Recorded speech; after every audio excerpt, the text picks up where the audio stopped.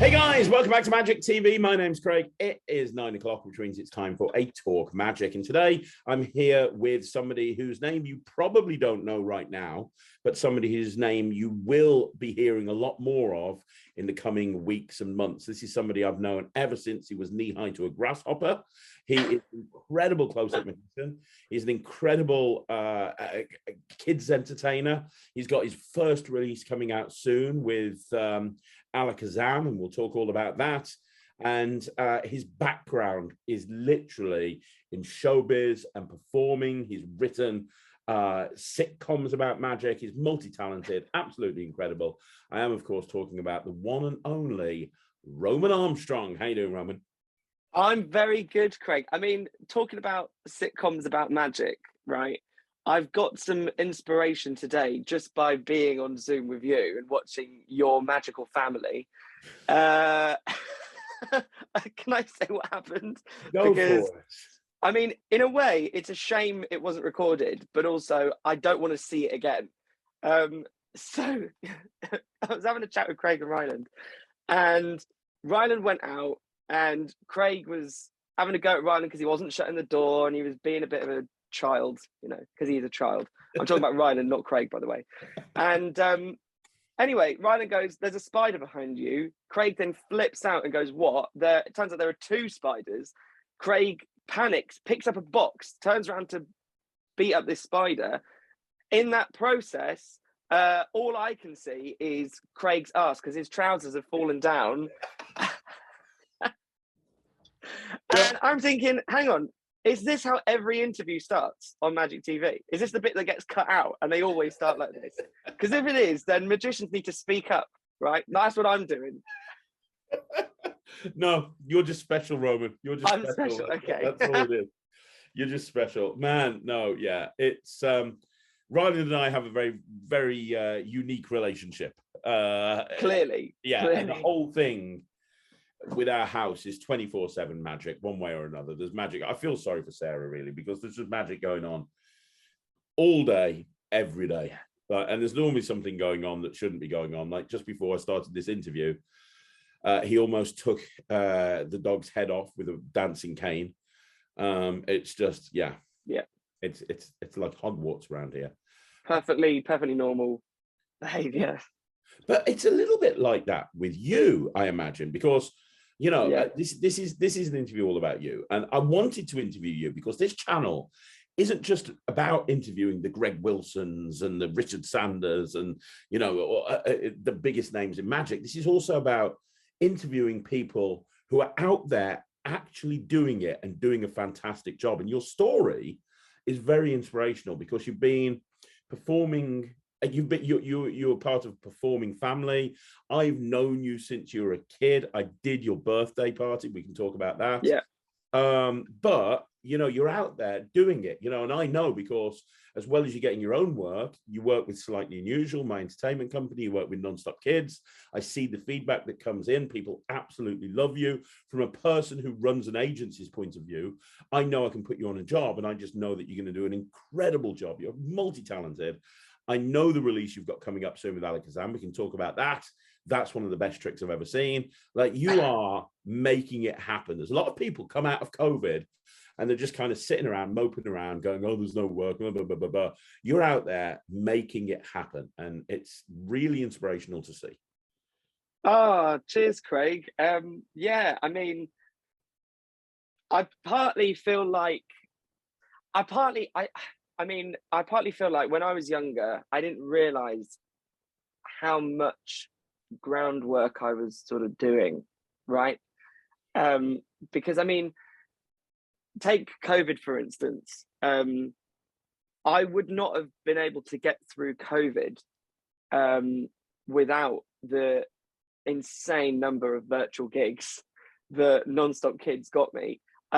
In February alone, all right, this won't come as a shock to you, but it will to all the viewers. I had 72 virtual parties.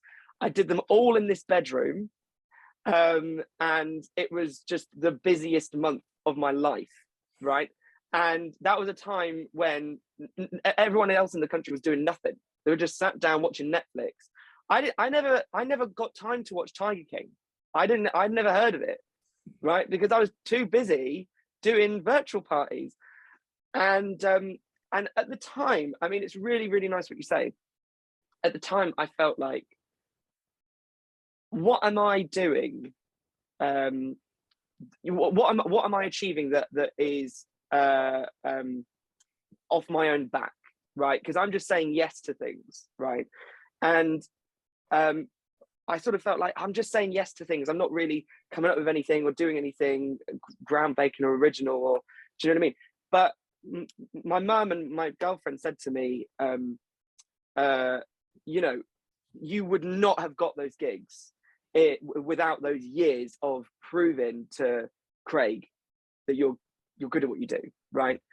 And it was that proving. It wasn't just you phoning me up out of the blue going, I've never heard of you, do you want virtual? It was like I'd established that kind of you know, relationship with you, and I did the groundwork as a kid, right?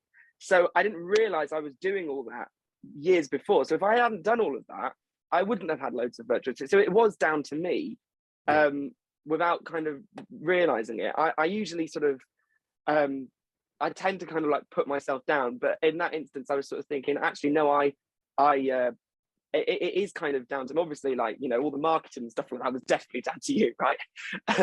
Getting that number of virtual gigs is like absolutely insane. But yeah, so that was a very, very busy time. And we can talk more about that in a bit, but let's give people a frame of reference, because your story, I ask everyone when I interview them for Magic TV, what's your origin story?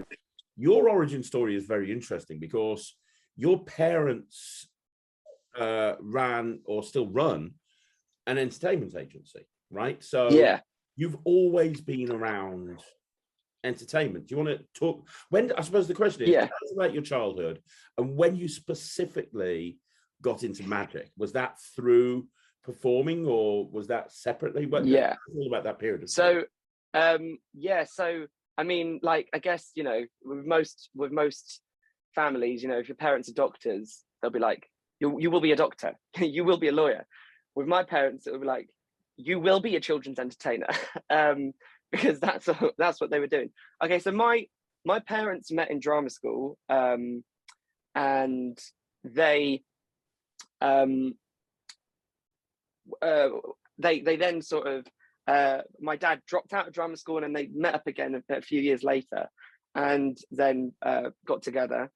And in that time, my dad had sort of developed this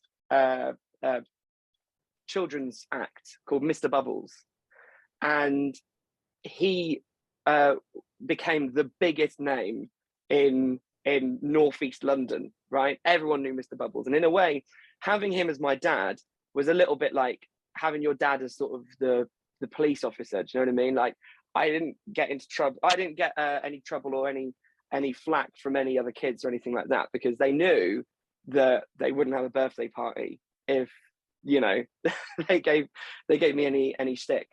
But I mean, so he did that, and my mum, she was in Les Mis, she was in West End shows and stuff like this.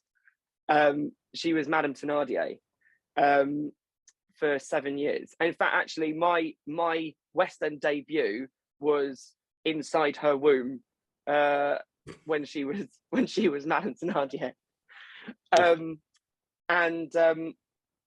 Anyway, so as I was growing up, my mum and dad went to a Paul Daniels seminar, and they thought they were going to learn magic, but actually it was all about business.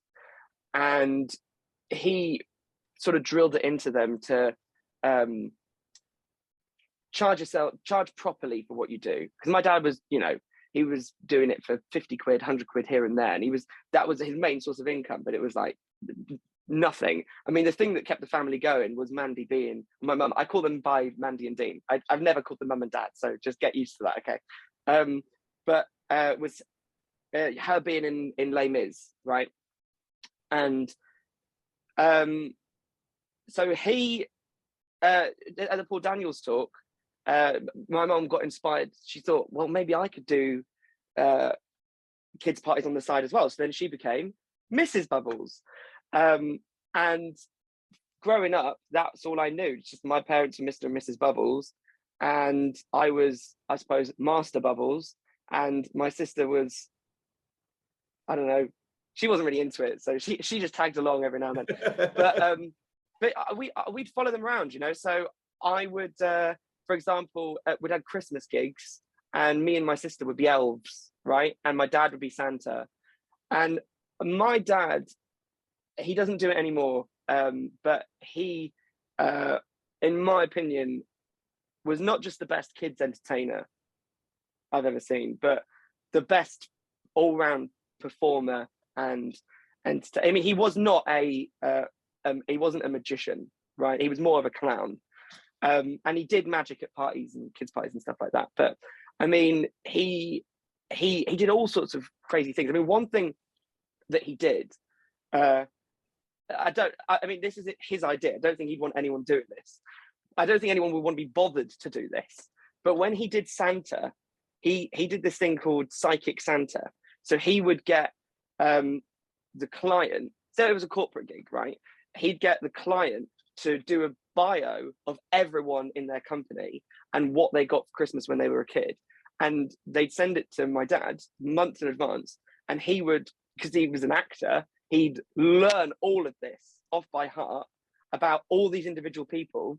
And then they'd have a Christmas meal or something. He'd burst in as Santa and he'd tell them all, "Oh, Jimmy, when I saw you and got you that bike when you were 6 years old." And all these people were like, "How the hell do you know all of this stuff about me?" But actually it was their boss told him months before, right? So he was always coming out with like really over the top crazy things to do as a performer. So yeah, like a huge inspiration was Dina, and Mandy as well, like being a West End performer, doing children's parties. She would do theatre shows as Mrs. Bubbles and all sorts of things. So I grew up with it.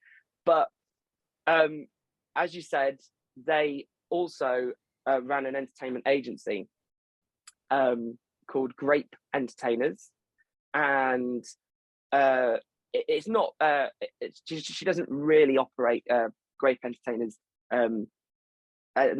today to the same extent. It's mostly sort of gigs within the family now, to be honest. But at its sort of peak, it was, you know, she was getting gigs all over the place in big gigs in London,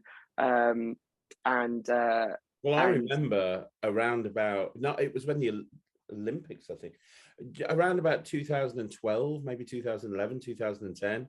Your mom was sending me out to gigs left, right, and center. I was going all over the place for. Yeah. I mean, I remember watching a Magic TV thing, and you were talking about illusions, how you got into it.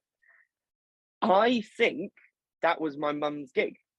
I think it was. Yeah, I'm pretty sure it was, because I remember doing the sub trunk with Russ. Yeah. For the first time at that gig, and you were there. Yeah. And yeah, I remember doing the sub trunk there for the first time. And wasn't it, I think, because I was watching it, and it kind of I can't remember which video it was, but I think it was for some really rich, like, billionaires, that their daughter had like a birthday party or something. Oh yeah, that was your mum's gig. Yeah, because she got singers from Aladdin to come in and sing as well. Yeah. And yeah, they were so rich that their next door neighbor, who lived about 2 acres away, was Elton John. Yeah. So yeah, like, you know, the agency was massive. But because of that, right, before I met you, like, I got into magic at about sort of 7 or 8. I would go to her gigs and I would see other entertainers that she had booked, right? And the ones that I was really interested in were the magicians. And in a way, I was sort of like, these are cool because it's not kids magic. It's like actual cool stuff what they're doing. They're doing stuff with cards and coins and all these crazy things. And I was like, I don't want to be a kids entertainer. I don't want to be a clown. I want to be a proper magician. Anyway, now I'm both. So, I mean, because I love both. And actually, I love magic. I love all things to do with performance, music and comedy, and not just magic. But I mean, it was when I was younger, and I was seeing magicians, and there was one in particular who I'd love to name because I don't think you've ever heard of him. And unfortunately, he passed away about 5 or 6 years ago. He in a car crash. He was very young. He had a family and everything. He was like late 30s, and he was this American guy called Nathan Zorchek. Heard of him? No. He was just the zaniest, craziest, off the wall entertainer. I mean, it was like he was high on crack or something, like going off on stage. He just didn't stop, right? And I remember him doing a gig, and I think he was so tired. I think it was like a really long day. He had no sleep or something like that. And he went out and he just had no energy, right? And he basically was fluffing everything up and he just had no energy. And he just was like, oh, you all hate me, and all this. And because he was just, they all loved that, right? He even at his worst, they loved him. He was like, you hate me, I'm dropping everything and all this. And the audience were like whooping and cheering, going crazy. Because for some reason, he just, exuded just sort of this energy that people loved. So he was amazing. And yeah, unfortunately, he's not with us anymore. But he definitely was someone that got me into it. And then blah, blah, blah, blah, blah. Long story short, I ended up somehow finding the Wizard Product Review. And I would watch that religiously as a kid. And I remember sort of being on summer camps, right, with school and stuff like that, and running to any space that I could find signal for my phone that I snuck on with me, so I could watch 12 o'clock on a Wednesday. I'm watching the Wizard Product Review. I was obsessed with it, watched it religiously, and the way that I sort of managed to kind of cross over being just a viewer and then being sort of quite close to you and David was you ran a competition, which was to take a photo of yourself watching the Wizard Product Review in the most interesting location. And I was about, do you remember what I did? I was about 12. I think I do. Excuse me. Yeah. Remind me. Okay, that's all right. Do you need an inhaler? Okay, right. No, I'm okay now. Sorry. It's that spider has crawled down your throat, and yeah. No, so the competition, yeah. So I took a photo of myself. Was it a Lilo? I remember a whole bunch of those coming through. Yeah. So another thing that I'm obsessed with, other than magic, is Alton Towers. Right on my desk, I've got a little 13 snow globe. I've got here is my pencil pot. I've got a Wicker Man mug. Okay. I love Alton Towers, right, so much. And I went there with a friend of mine. And actually, side note, this is the worst time I've ever been to Alton Towers, because it was him and his family, and we were all like 12, and they'd never been to the theme park. All they wanted to do was go to the water park. And that's the worst part. It's a good water park, but you go to Alton Towers to go into the theme park. And the next morning, not only did they not wake up for breakfast, right? So we missed the, all-you-can-eat buffet breakfast, but also immediately as they woke up, they went, right, okay, we're going to go home now. And that was it. So we went up, him and his family, to Alton Towers just to go on to the water park, and that was it. And I was furious. But when we were in the water park, they had this ride called the Master Blaster that sort of goes around the whole park. Water park, I should say. And I took a photo, because you get the on-ride photo, me in the little rubber dinghy coming off it. And as they took the photo, I put my hands out like that, and then I bought it and I superimposed the laptop onto me, and I sent it in. So you can, and I was quite chubby at the time. If I can get this picture, I'll send it to you if you want to put it on the screen. And yeah. I sent that in, a little chubby 12-year-old watching the Wizard Product Review on a water slide, and I won, and I got Coinvex, which I live by. It's one of my favorite things, and it's amazing. And yeah, and then I went to World Magic Shop, and I learned how to do it. I think John taught me how to do it, and then I went to Lads, and I remember meeting you and you going, "Oh my God, it's Roman, it's the Master Blaster water slide weird kid," and then got a photo of you guys, and then sort of from that point onwards, got you to do my birthday party, and then blah blah blah blah, and yeah, and then and that was that. So that's sort of how I kind of got into magic, and a little bit about my parents, and yeah. And I remember turning up at gigs that your mom and dad booked me for, and you were there just randomly walking around dressed as Harry Potter. And I remember thinking, I do that. Yeah, and I remember thinking, damn, Roman makes a good Harry Potter. Like Yeah. I mean, your hair's longer now, but back in the day, Yeah, you had the scruffy hair, you had everything going for you. No, I like to call myself now a cross between Harry and Hermione.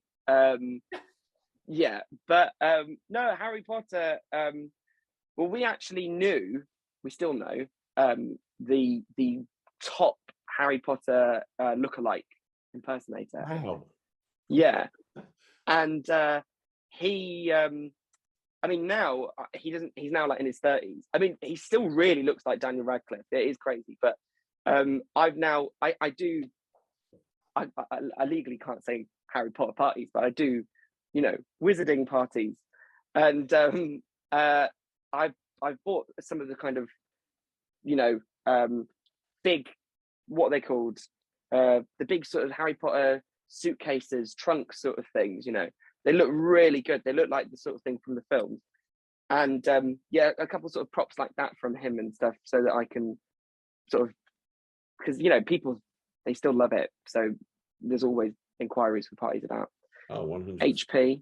Yeah, that's amazing. And what was the plan? So you're growing up in this environment where you're meeting performers. Yeah. You're constantly being thrust into doing random stuff, whether it's walking around as Harry Potter or doing the first party I ever did, I was Ben 10. Wow. Yeah. That was quite a long time ago. Wow. That's so cool. So you're doing all of this. What was the plan? Was the plan always to go into entertainment? Or was the plan, you know what, I'm doing this, my family's in it, it's a way of making some extra money, that's cool, but I'm going to find my own way in life? Where? No, I mean, at the minute there is no plan. I'm kind of going with the flow. But I mean, the plan, I suppose, was always just to be a performer. I don't know anything else. I have no other skills. But for a long time, it wasn't as a magician. I wanted to be a stand-up comedian. And I still do want to give that a crack. And if I do stand up, I don't know why, but mentally I have to separate it from magic. I'd want to do, I do actually do a cabaret spot doing magic and stuff like that, and I love it. But to me, the real sort of push as an individual is to do sort of stand-up comedy, because there's just so much crazy stuff happening in my life, and you know, and I also think the world is so crazy as well that I really am desperate to talk about it. And for me, magic is you know, like, for me, stand-up comedy is not for everyone, but for me, magic should always be for everyone, right? And it doesn't matter what language people speak and, you know, how old they are and all these things. People can understand magic and love it equally. So, I mean, the plan was to sort of just be a general kind of performer and just do as much as I can that's just crazy and silly. And I loved Monty Python growing up.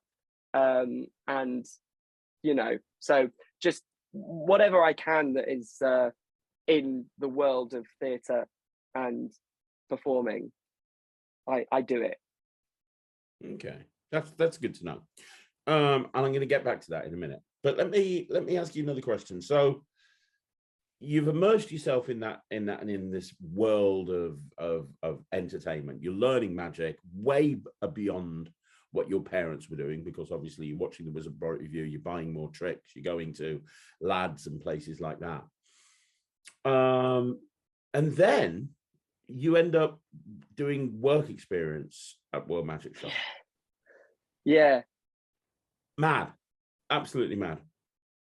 Yeah, that was crazy. The funniest part about that, right, was World Magic Shop originally was in Birmingham and then moved to Rugby. And when it was in Birmingham, we asked if I could stay at your house so that I could be nearby, right? Then it moved to Rugby, which was equidistant between your house and my house. So I might as well have just stayed at home. But and that is one of the big reasons why I actually left World Magic Shop, because the traveling for me was just a nightmare. It's why it used to be really local to me, and then it got further and further and further away. And I seem to remember that when you were here doing work experience, that coincided with me doing a tour of holiday parks for like a month. So I was hardly here because I was on the road as well doing the Illusion show, I think. But did you have a good time doing the it was amazing. I mean, just sort of, I mean, you know, at the time, a lot of these people I mean everyone that worked at World Magic Shop, because it was you and Craig, you and Dave, that were like the big dogs, you know. They're the kind of the big daddies, right? But even though I had nothing to do with that bloody company. You had nothing to do with it. Yeah, exactly. Everybody always used to think I had shares in it or I owned it or something. I had nothing to do with it. To me, it was an unpaid gig. It was turning up, filming this show for fun. You know, that's what it was. But yeah, what you just said there is what everybody thought. But exactly, that's what I felt at the time. And also, you know, there were other characters as well. There was John, there was Matthew, there was Mark, there was David.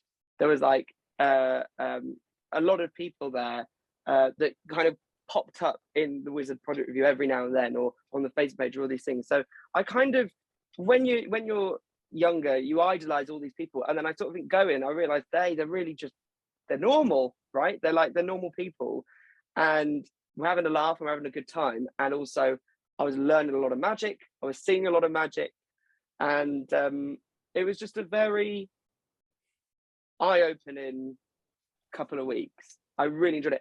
But one of the best parts was staying at yours, even though you weren't there, right?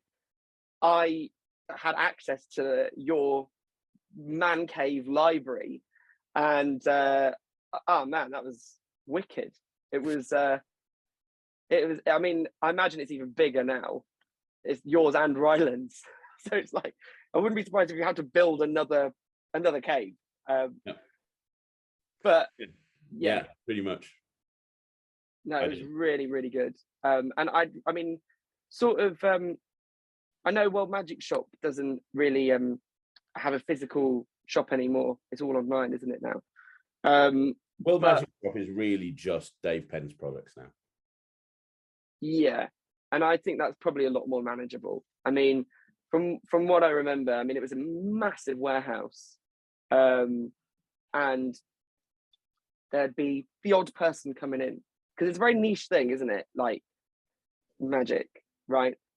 And a lot of people come in and they're not going to buy. They just want to come and sort of hang out and see something. And, you know, so I can imagine running quite a large shop like that. And also, you know, gigging at the same time and stuff like this for David must have been a bit much.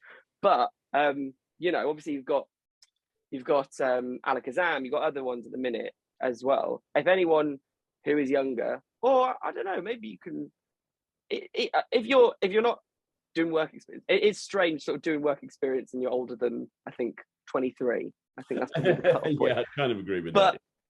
But if you're older than that, just going to these shops and hanging out, I think is really important. But if you are younger, you know, spending a couple of weeks kind of behind the scenes, really invaluable, I'd say.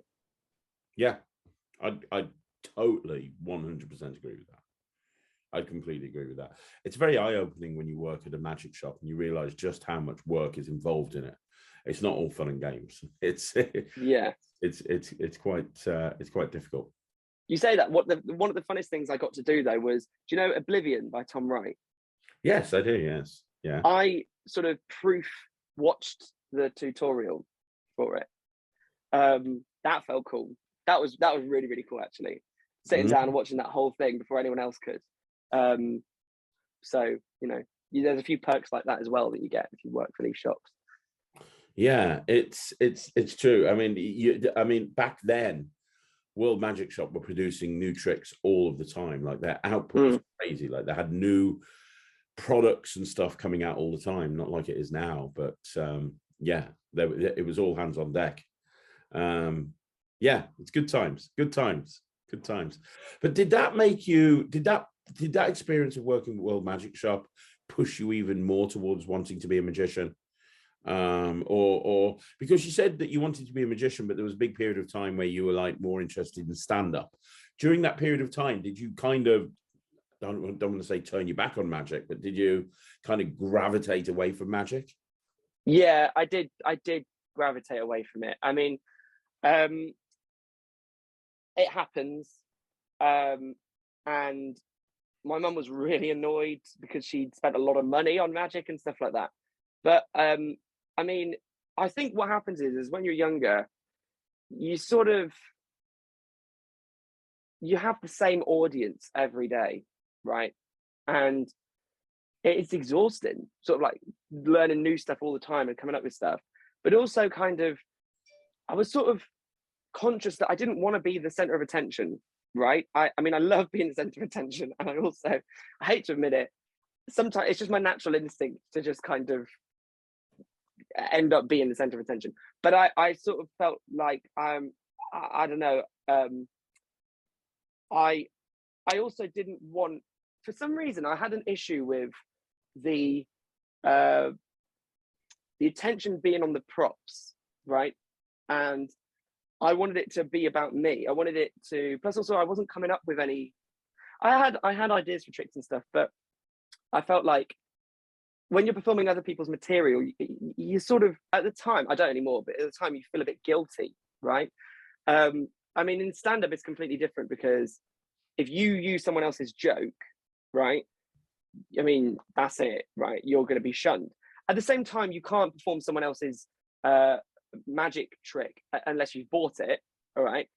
You can't just steal someone's idea, but no one in comedy is selling their jokes, right? Like they are selling magic tricks. It's a completely different industry. So I wanted to be a bit more original. Plus, I think I just was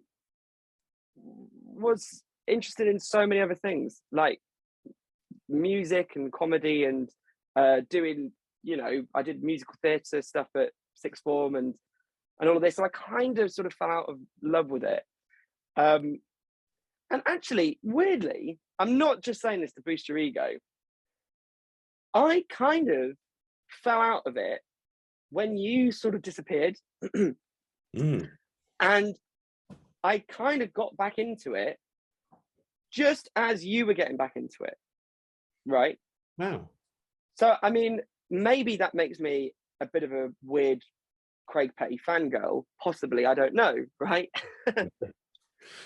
But I sort of might have been the case that sort of working for you made me realize, got me doing magic more and more and more. So what happened was I went to uni in Manchester, and because it was sort of nearby to the office and stuff like that, you were getting lots of gigs in Manchester. So I was doing birthday parties for Non-Stop Kids at the weekend. And I would like to say to people that I went to more parties than any other student in Manchester, albeit a 5-year-old's party on a Sunday afternoon, but still counts as a party. It absolutely, yeah. It absolutely counts. And when I was doing that, I saw that there was, on one of my gigs, I was driving to Stockport and I saw Magic World, James Anthony's Magic World. And I sort of nipped in and had a look, and I sort of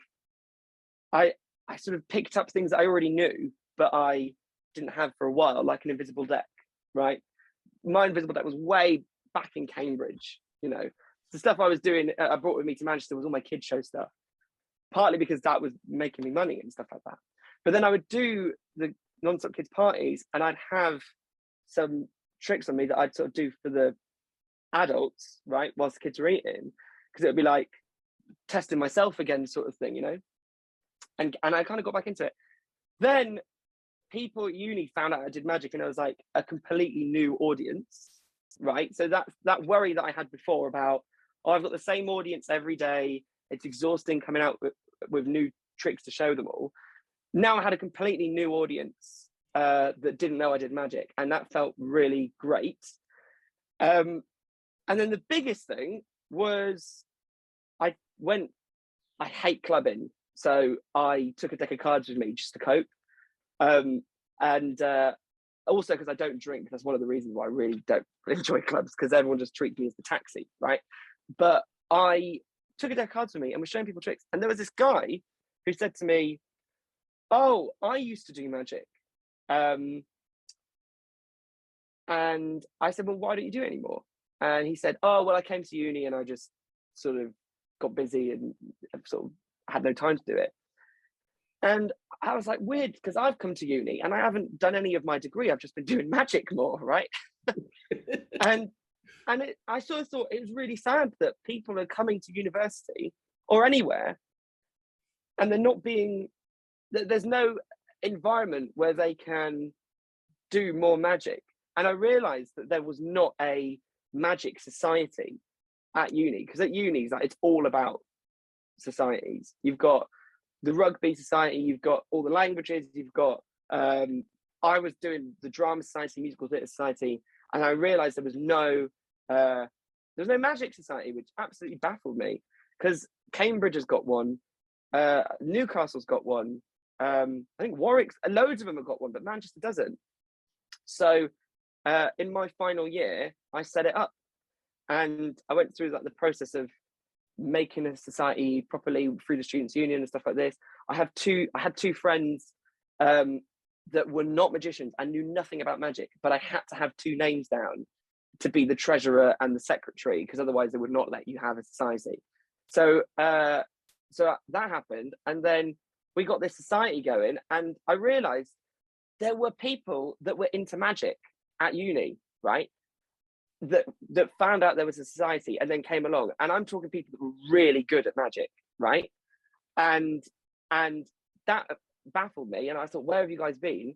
Then there were people that had never seen a magic trick in their life that wanted to just try something new out whilst at uni, and they're still doing magic now, and because they got into it because of the society. Oh. And we did all sorts of things. So we did a show, and we went to Blackpool as a group. Half of them had never even heard of they'd never been to Blackpool as a town before, let alone the convention. And then also we got you on board.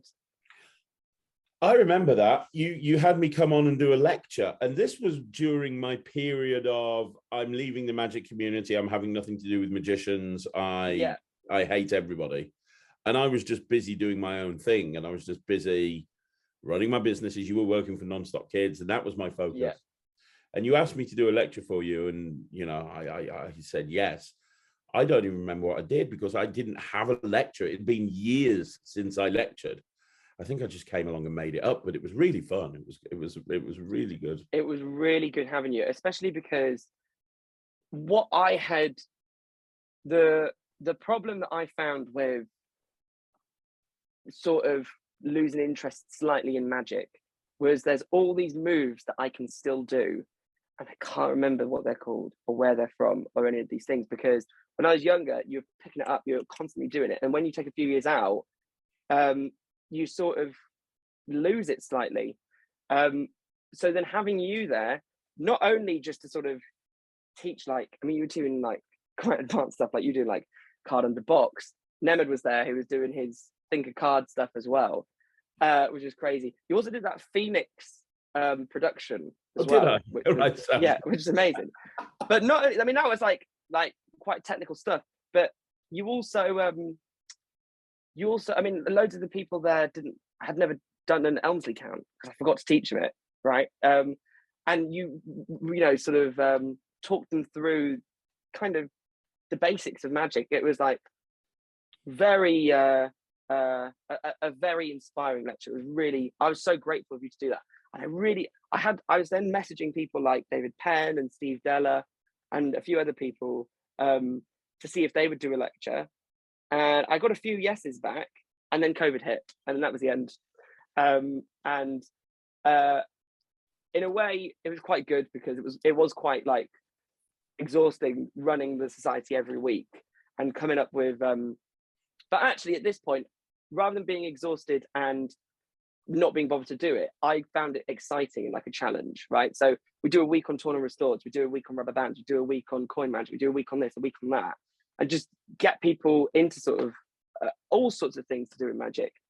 And I found that in doing that, I was learning magic again because I had to be like, right, where can I find things about Torn and Restored cards? Okay, oh, there's this, oh, there's these moves and things. Do you know what I mean? So that sort of reignited the spark for me. But when COVID hit, it meant like, well, you know, I can now just relax a little bit. I've been going at a bit sort of full speed for about a year or so now. I can sort of focus on my degree that I've been putting off for 3 years. And yeah, so then, I can't remember what my point was, but the society is still going, which is really, really good. Great. That's a nice legacy. And exactly. And when I was at Blackpool this year, I met up with a couple of the members. Some of them I had, you know, I knew from when I was the president, and others I'd never met before. And it was a really, it's one of the things I'm proudest of, I think, actually. That's amazing. Now, before we talk about what happened after university, I mentioned at the beginning of this interview about Sitcom. How did that come about? I'm going to put the link down below. It's still on YouTube. No, it's not on YouTube. Why not? Because it's the greatest thing that I have ever watched in my life. I remember sitting, when I first saw it, I was still business partners with Russell Leeds. And I remember me and Russ and Sarah and Russell's wife, Anna, just sitting there watching it, just absolutely bawling. There's never been a truer depiction of magic and the magic community and magicians than that. Yeah. And it was like structured as a pilot episode. And I remember saying to Sarah, I wish somebody would pick that up. It's the greatest thing ever. I'm really glad you enjoyed it. I mean, I am very proud of it.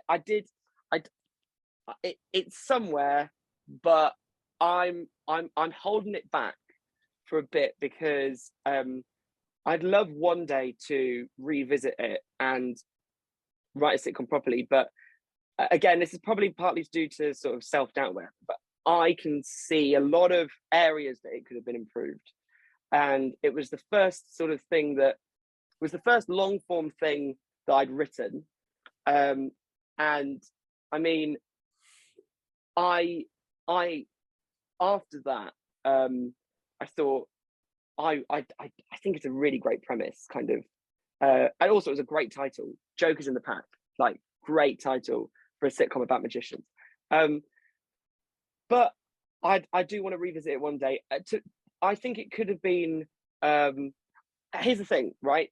The last sort of 2 years or something since COVID is kind of the restrictions have sort of eased and stuff like that. I've been a member of a magic club, but not just the society at uni, like a proper magic club, where I am the youngest member. I love it. I absolutely love them. But it's fascinating watching sort of other people doing magic, you know, whether they're sort of younger or older, and I've gone to Blackpool as on my own, and I've seen all the sort of different sort of characters and stuff like this you get in Blackpool, right? And I think there's so much more that could be explored and stuff with it. So it's something I want to revisit. The other thing is that I don't know, it just sort of I'd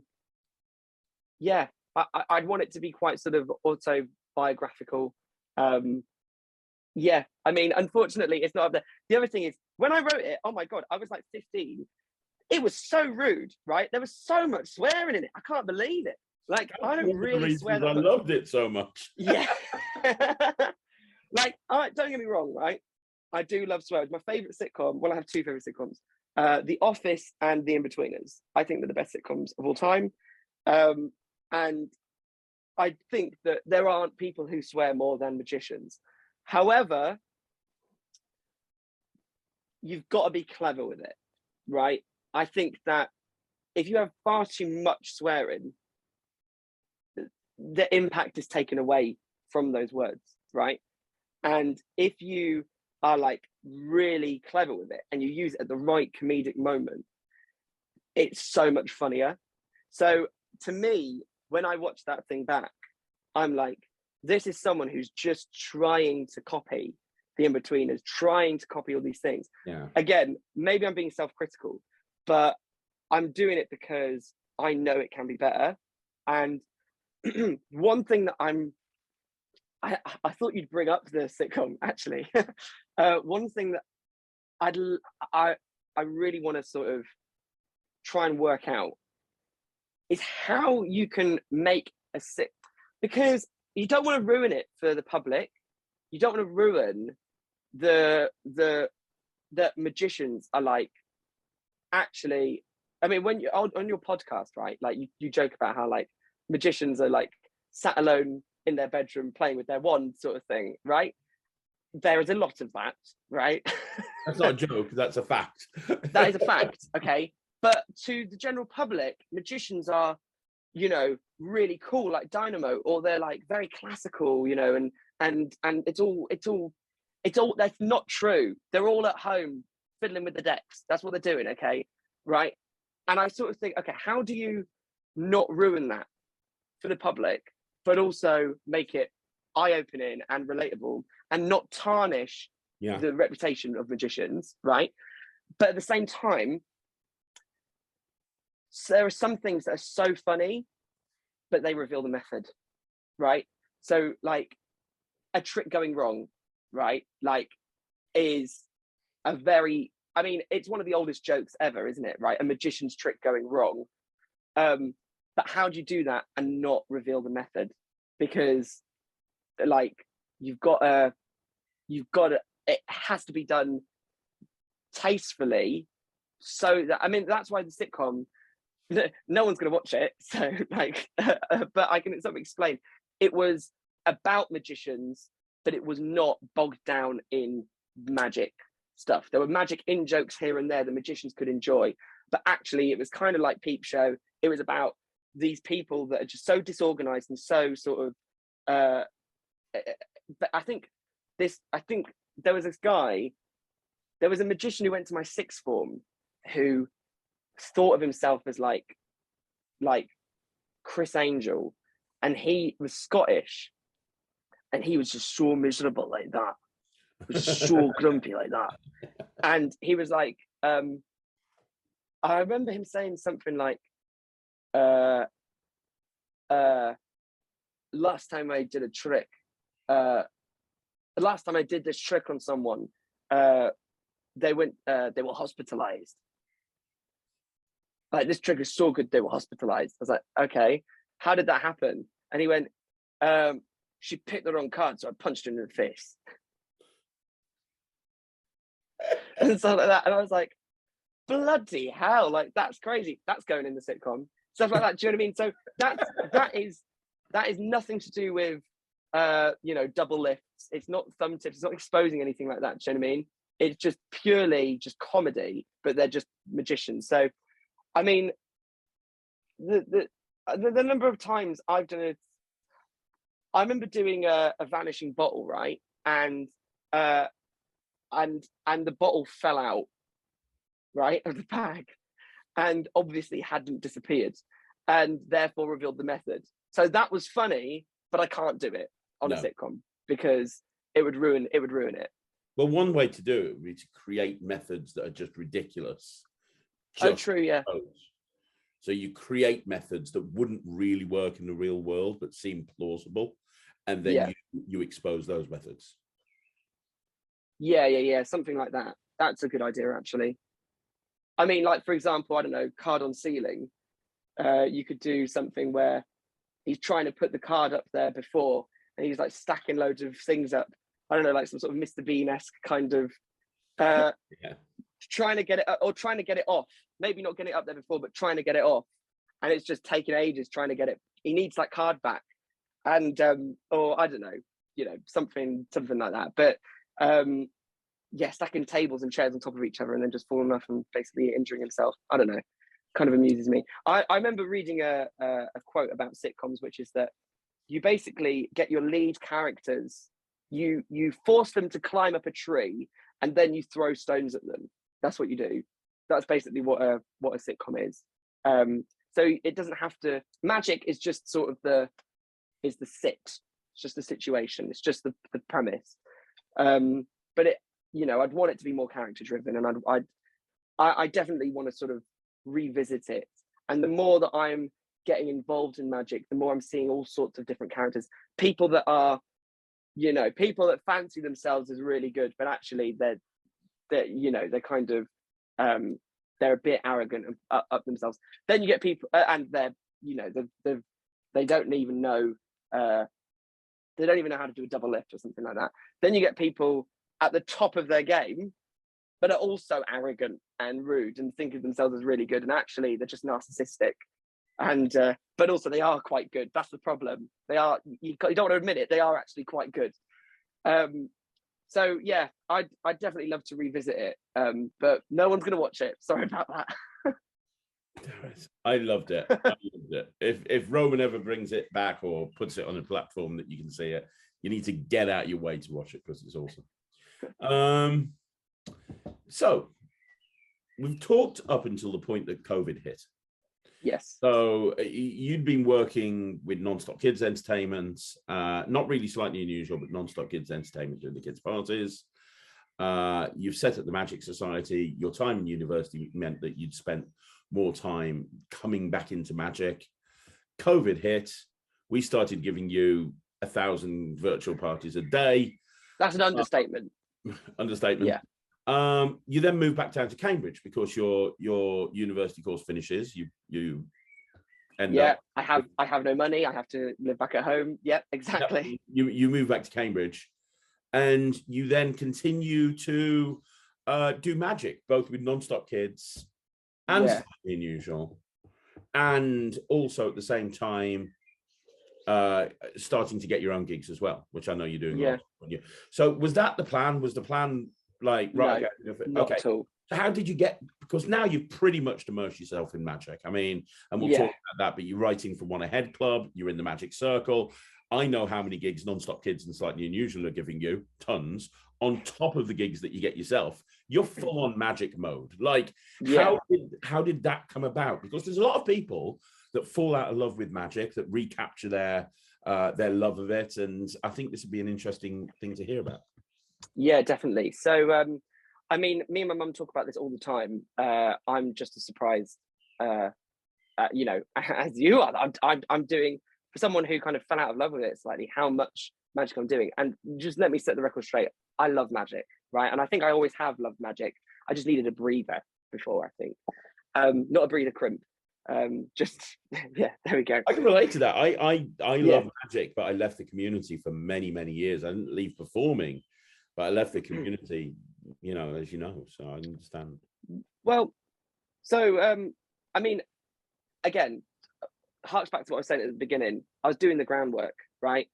I was probably going to be doing more Magic leaving uni anyway if COVID hadn't happened. I'd set up the Magic Society. I was doing lots of gigs with Non-Stop Kids. I mean, you were on the phone to me saying we're going to get you more Slightly Unusual gigs. There was talk of coming to uni, filming me do some stuff at the Students' Union. So I think that was probably where things were going. But I mean, just one thing after another sort of happened. And again, I was saying earlier, I was just saying yes to things. And I'm really glad that I did. So first thing was Sarah phoned me, do you want to do virtual gigs? Yeah, okay, why not? I wasn't really doing that much for Non-Stop Kids at the time, obviously, because of COVID. So I thought, yeah, why not? Okay, I'll do it. And then in that, I got to be quite experimental. And I mean, on Zoom shows, you can do all sorts of crazy things that you can't get away with in real life. So I was having fun again doing magic. And if you're going to do 5 gigs a day virtually, you get bored doing the same thing. So you want to sort of add new things in here and there. Then out of nowhere, I got a message on Facebook from this guy. I think he might have been at uni, but I don't know. He might have been a few years older than me. Anyway, he worked for this production company at Netflix, and they were doing this show. You might have seen it, called Stay Close. I don't know if you've seen it.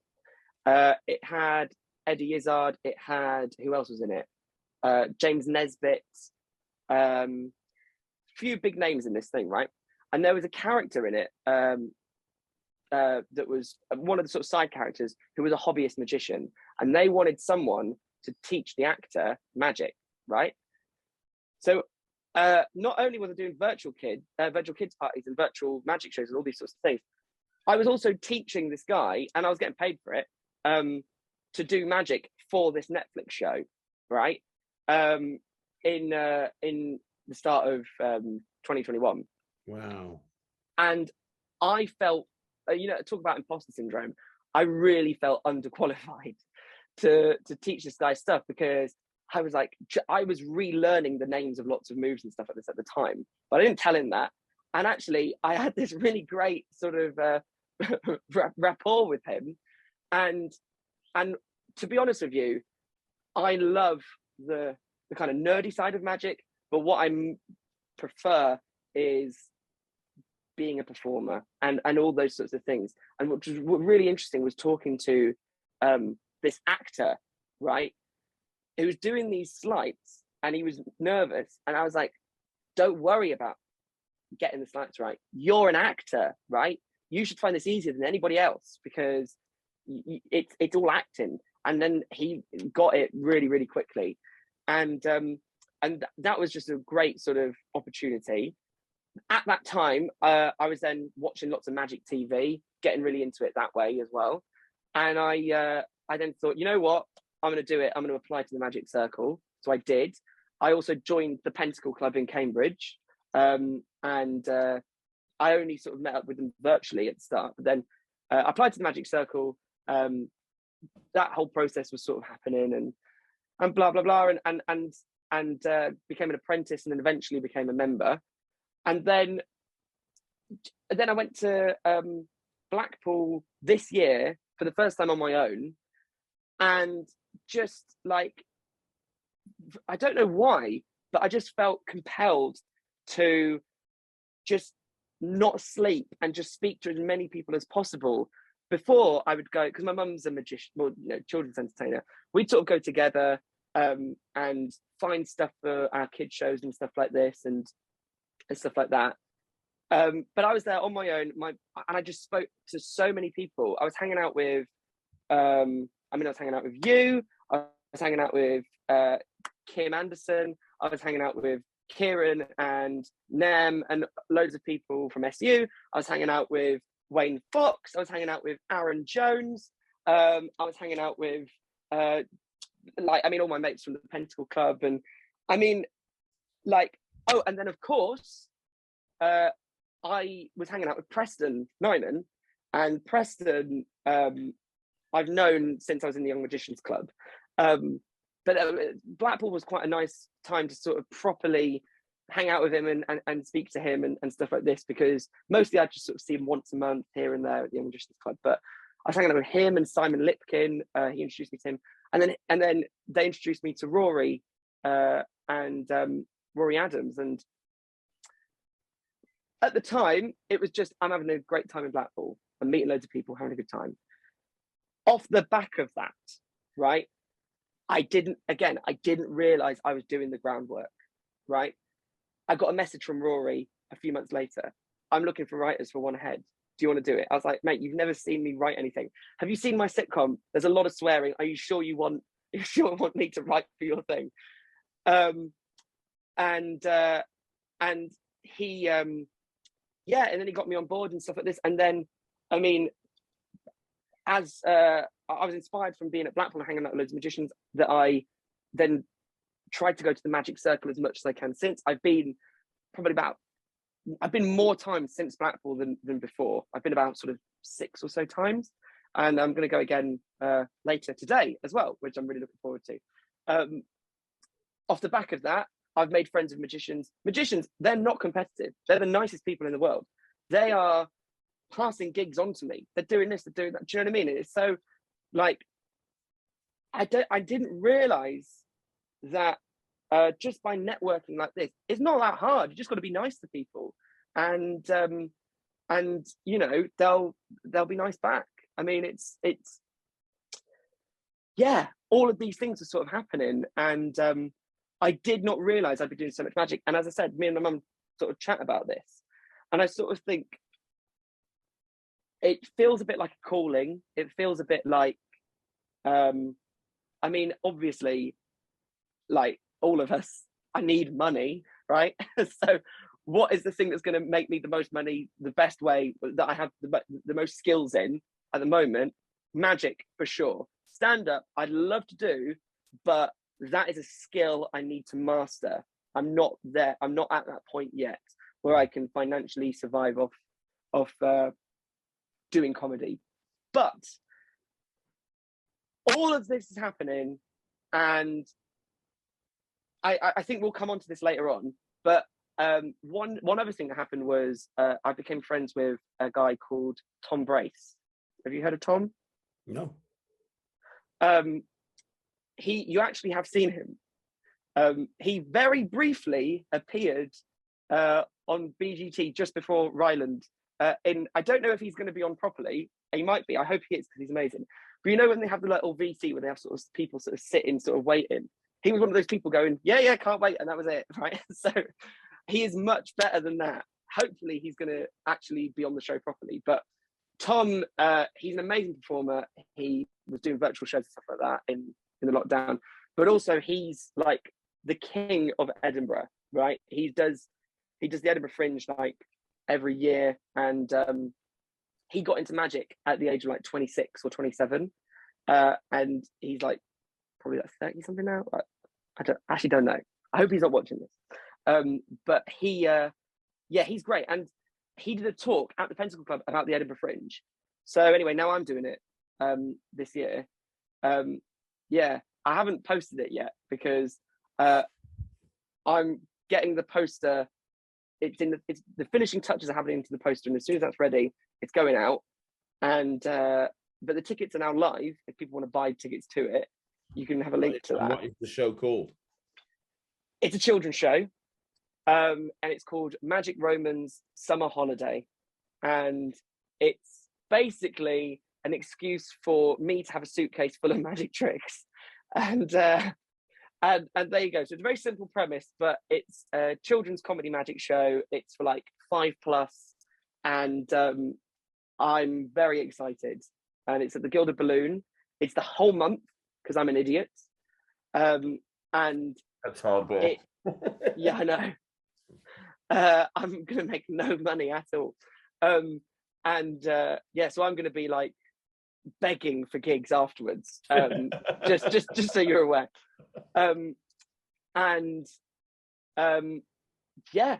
Magic Roman Summer Holiday. It's from 11:40 a.m. for an hour at the Gilded Balloon, and it's going to be a good laugh. It is a kids show, right? But I want there to be a mix of silly slapstick, fun stuff, and a few things that are going to be quite fooling, you know. But for the grown-ups. But another thing is, I like panto, but I don't like speaking down to kids, and I like to be on the same level as them, right? I like them to think that I'm just another kid, like them, sort of thing. So it's going to be that's kind of the thing that I'm sort of most occupied with mentally at the moment. I understand. That's hard work. Wow. And there's not going to be that much swearing in it. I would imagine not with the kids show. Yeah. I imagine not. Going full on friendly. Yeah. And then on top of all of this, you've got your first trick coming out. I alluded to that at the very, very beginning. You're working with Peter and Harry and the team at Alakazam, and you're bringing out your first trick. Now, obviously, I know you can't say anything about it, but man, that's super exciting, right? Bringing out your first trick with Alakazam, who's like probably the leader in the UK when it comes to. Again, this comes down to just having the right connections with the right people, and connections doesn't mean you've got to have it immediately. You've got to work on it, and I didn't realize I was doing that from the beginning. But if it wasn't for knowing you and showing it to you on Zoom, you know, I don't think it would have come out with Alakazam, because you've got you're like best buddies with Pete and Ardy, right? So like I showed it to you, you're like, right, this is an Alakazam trick. You showed it to them, and then we've now got that connection as well. So yeah, I'm very grateful for you for that. Yeah, I don't know what I can say, to be honest, because it's I mean, you'll all find out about it when it's out. You'll all have very one, good because it's great. It's something that every single close-up worker is going to want, especially if they work with rubber bands. And actually, I went to Alakazam a few months or so ago to film just a sort of initial performance video, and there were quite a few customers there and stuff like that. A big group of us went down, actually, but they all hadn't seen it, and a lot of them were saying that they don't do stuff with rubber bands, but this made them want to. And to be honest with you, I don't know why people don't do stuff with rubber bands, because you can just wear rubber bands on your wrist and never do any magic with it, and it doesn't get in the way, right? I agree. They're the easiest thing to carry around. You just wear 4 or 5 on your wrist, and bam, you're good to go. And then the other cool thing about rubber bands, aside from this trick, it's not impromptu, but it's nearly impromptu, and it's so small and so light that it's practically an everyday. It is an everyday carry. Like I carry it with me everywhere. Like it's the easiest thing to carry in the world. You know, if you're wearing rubber bands, people sort of say, "Why are you wearing those rubber bands?" Because most people don't, and you're off. Yeah, you're straight into Crazy Man's handcuffs or something like that. Yeah, it's an absolutely amazing hook. I completely agree. I can't wait for people to see this. I can't wait to own one myself, to be perfectly honest. I think it's going to be a blooming brilliance. It's going to be I can't wait to own one myself, because the one I've made has got loads of paint on it, and it keeps them peeling off. So I want a proper one that's actually like properly made. Well, Pete will give you a ton of them, so you can have loads. Yeah, that's true. That's true.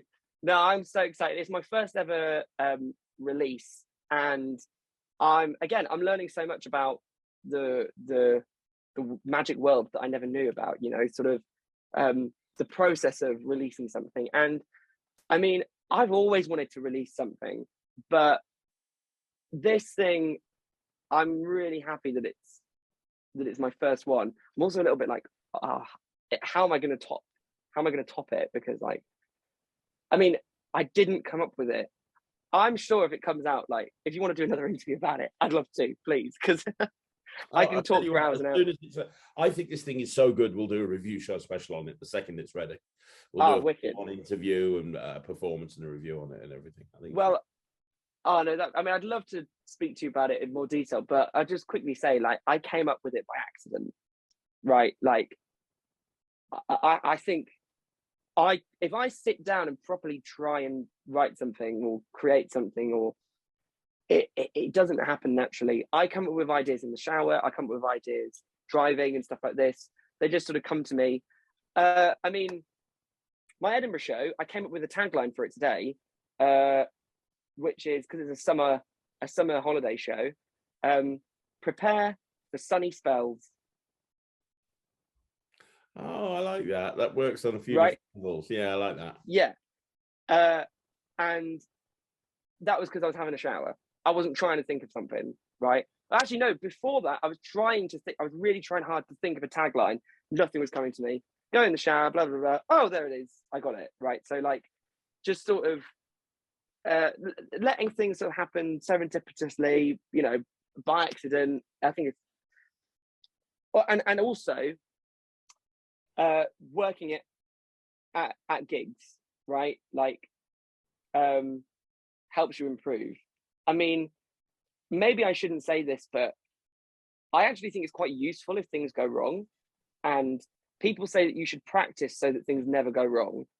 I think that's impossible, unless you're doing something like you're performing at the Royal Variety, or you're performing at, I don't know, in Vegas or something like that. You know, if the stakes are really high, it cannot go wrong, right? It has to go right. But if you're gigging and you're doing table to table, and something slips up, or something, or this happens, or something happens that you weren't even anticipating, that is part of practicing. Yeah. Yeah. Right. Yeah. Doing it in front of an audience is part of practicing. Take the pressure off yourself. It's not the final performance, right? So actually kind of having this idea, trying it out, doing it in all sorts of different ways. I feel like I'm really proud of it, and I can't wait for people to have a go of it. And I actually can't wait to watch someone else do it. It's going to be really strange, because I've been doing this for like about a year and a half now, and I'm the only person in the world that does it, and to my knowledge, I hope, at least. Yeah, so seeing someone else do it's going to be really, really interesting. So yeah, I can't wait for you to do it as well. You've got so much stuff coming up. You've got so many things that are happening. I'm going to ask you one last question before we wrap this up, Rowan. One last question, which is, what's next? This is normally the part of an interview on Magic TV where I ask people's, you know, I talk about their magical bucket list and is there anything they want to achieve in Magic? And you are ridiculously young, annoyingly young. And you know, I know, but I say the same thing about Ryland. You have a point, and he is ridiculously annoying and young as well. But I mean, the thing is, look at what you've achieved. I mean, you know, Rory is incredible, and he's picked you to be one of the columnists in the One Ahead Club. That's huge. You're working with Peter Nardi at Alakazam. That's huge. You're working with Non-Stop Kids and Slightly Unusual. I'm biased, but I think that's a pretty big deal. You're working, you know, your own gigs are coming in. Your social media is popping, and we'll, you know, go check out Roman on Instagram. It's a masterclass on how to do Instagram marketing. Really good. You're in the Magic Circle. You're networking amongst magicians. I mean, you've done and continue to do so much. But also, I have a feeling that if I could snap my fingers now and make you a full-time stand-up comic, you might just turn magic into a hobby. If you went to a comedy club and you were like, took off, and an agent came to you and said, "Oh my God, you're the funniest thing in the world. We want to put you on tour around the comedy clubs around the UK," I have a feeling you might do that. Is that the case? Like, what are you wanting to do moving forward? Is magic there because you love it, but it's something that's a placeholder until something else takes off? Or where are we going to be moving in the future? Okay, so I guess there's a few answers for that, short term and long term, right? So short term, I'm improving my social media, right? And Instagram and stuff like that. I've got two accounts. I've got one for kids entertainment, which is magic.roman, and I've got the other one, which is it's just my name, Roman Armstrong. And that's kind of, you know, for me as a personal brand, but also I'm getting more weddings and things like this independently. So like, you know, trying to sort of build that there, not really strictly for kids. But that's all thanks to a mate of mine called Liam, who's like a social media marketing guy, Liam Taylor. So shout out to him. He's massively helping me with that. And he's filming some tricks with me. We've got like 10 or more tricks for my Roman Armstrong page that are going to be coming out soon. So that's really exciting. The other thing is the Edinburgh show. That's next, right? That is something I'm really looking forward to. Do you know what? Beyond that, I've learned, I had plans and stuff when I was younger, but I've also learned to sort of just go with the flow, right? Because that's what's happening to me at the minute. I'm saying yes to things, and things are happening, and just by saying yes and just by not putting too much pressure on myself, I've got the connection with Rory and Peter and you and everyone else that you referenced before. But if I had a stand-up comedy thing, would I say yes to it? If I believed I had a really good stand-up act, yes. And would magic be a hobby? Yeah, but I don't see the problem with that. I mean, like I mentioned again, a guy that I sort of befriended in Blackpool, Simon Lipkin, who brought out the Rubik's ESP cards. Yeah. He's got so many strings to his bow, and I really sort of relate to him in a way. I look up to him because he does musical theatre, he does improv comedy, he's been in films, he was in like Nativity Rocks, and he has been in plays. I saw him and Preston in Ghost Stories in London, right? And it was great. And then also, he's a magician, and he's not just any old magician. He does like quite high-end gigs in London and stuff like this, right? So, I mean, I just sort of think, whatever happens, as long as I'm having a good time, I'm going to do it, right? And the thing that I'm looking forward to with this Edinburgh show is that it's kind of going to be a mix of a lot of things that I'm interested in for kids. There'll be a bit of music, there'll be some silly, wacky comedy, there'll be magic. It's lots of things that I love in sort of one show. So I'm open to doing a blend of things in one. And weirdly, when I became a member of the Magic Circle, it was at that point that I felt confident to call myself a magician, right? Yeah. And before then, it was like, I do magic. And then now it's like, no, I have a bit of authority on the subject. I mean, I'm not like the most prolific or most, like intellectual magician there is, but I do have a bit of authority, is sort of what I mean. So, and then, oh man, I mean, I'm just rolling with it, seeing what happens. I mean, you say if stand-up comedy came along and said, do this, I'd say yes. That's what's happened with magic, right? People with magic came along, do this, and I just said yes, right? So I'd love to, I don't really want to become like a major sort of celebrity or whatever. I'd like to be quite successful, who doesn't, but I don't want to be like, I don't know. I want to be a bit grounded, and I want to sort of be down to earth at least. But I'd love to inspire people, and I'd like to. I'd love it if I was like a comedian or an actor or something or other, and then I was on the Graham Norton show, and he was like, "So Roman, I hear you're a member of the Magic Circle. Is that right?" And I'd be like, "I actually am. Fun fact about me: I'm a magician in the Magic Circle." Do you know what I mean? It's sort of like, as kind of like no one was expecting it, and then wowing them with something that they kind of weren't expecting. Do you know what I mean?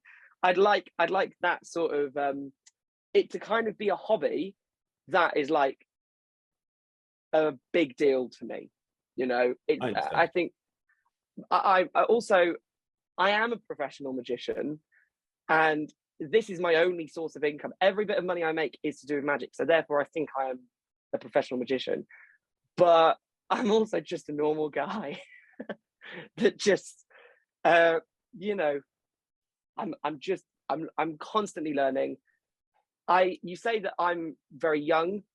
I am, and I've got a lot to do, and I don't know what really I've got to do, but I'm going to work it out. But also, I've been doing this for like 15 years, since I was 8. So, do you know what I mean? Like, on the one hand, I'm young, but on the other hand, I've been doing it for a while. So, you're 23 now, aren't you? 24. 24. When you at your age, I'd been doing magic for realistically probably about 5 years. Wow. Yeah, that Yeah. your experience is through the roof, man. It really is. Well, yeah. I mean, I, when you put it that way, quite interesting, isn't it? I honestly sort of feel like I'm making it up as I go along. It's the best way to be. It is the best way to be. Wing it. Just make it up as you go. Absolutely. Yeah. Hey, and the bottom line is, if you wing it and you make it up as you go, if you end up just being a full-time professional magician for the rest of your life, that's great. I'd be more than happy to do that. Comedy, if you end up being a writer on a TV show, if you end up being an actor, if you end up being in whatever you end up being doing, you're not going to be disappointed. Yeah. No, I just I'm just having a lot of fun, and that's what magic is, isn't it? It's just fun. Yeah, exactly. Man, this has been an incredible interview. Thank you so much for doing this. Oh, really, my pleasure. Thank you. I'm going to put links down below for your Instagram accounts. I encourage everyone to follow you on Instagram. And also, check out your socials. Check out the Alakazam socials, because it's dropping soon. It's definitely going to be in the next few months, isn't it? I know that you're just waiting for the prototype, then you're going to film it, and then you're good to go. So it's going to be soon. Yeah. And I'm calling it right now. It's going to be one of the tricks of the year. I've seen Roman do this live. It is incredible. So keep checking out Alakazam for that. I'm sure there's going to be other tricks coming out as well. I'm sure that's not good. I'm sure you're not going to be a one-hit wonder. I'm sure there's going to be lots of other stuff, because there are ideas brewing. Ideas brewing. Awesome. I just need to have more showers. More showers. Yeah. As soon as I look like an absolute prune, right, then I'll have come up with the best trick of all time. There you go. There you go. So that's what we need to see. That's amazing. That's great. Creativity linked to showers. That's awesome. Roman, you're brilliant. I want everyone to leave a comment down below, and because you will reply to them. I'm sure you will. I know you're that sort of person. So leave a comment down below. And if you are in and around Edinburgh in August and you want to go and see a Kick-Ass Kids show, and I know that it will be a Kick-Ass Kids show, then go check out Magic Roman's summer holiday. Summer holiday. That's it. Summer holiday. Expect sunny spells. Exactly. There you go. Cool. So make sure you go check that out. If you send me a link to where people can get tickets, I'll put that in the description down below as well. Will do. Yeah, one more time, Roman, thank you very much. Thank you, Craig. Awesome. Guys, send some Roman Armstrong some love. I will see you again soon with another video. Thanks very much for watching. My name's Craig from Magic TV.